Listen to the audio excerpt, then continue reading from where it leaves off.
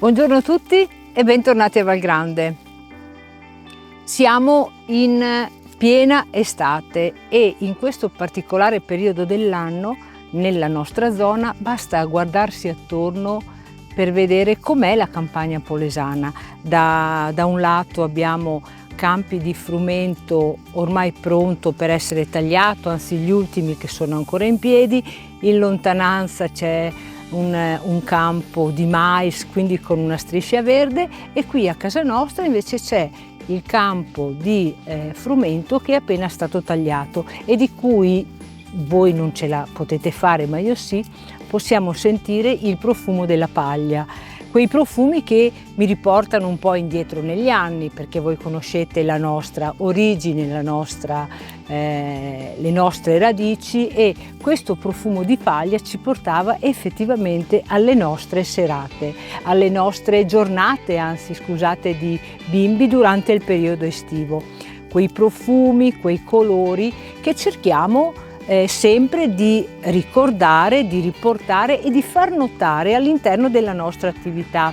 Infatti in questo particolare periodo dell'anno io ho preparato dei massi di frumento da mettere all'interno delle nostre sale come abbellimento, no, di quella che è la nostra casa. E poi cerco di proporre i prodotti assolutamente estivi, un po' per contrastare il caldo, un po' per rispondere in modo, diciamo, coerente a quella che è l'esigenza dell'estate. Infatti durante questo fine settimana io propongo insalate di cereali abbinate ai legumi, magari condite con cubetti di pomodoro fresco al profumo di basilico, oppure propongo le mie fettuccine con le verdure dell'estate, quindi con le cipolle fresche, con le striscioline di zucchine verdi, proprio per riportare nel piatto i colori dell'estate.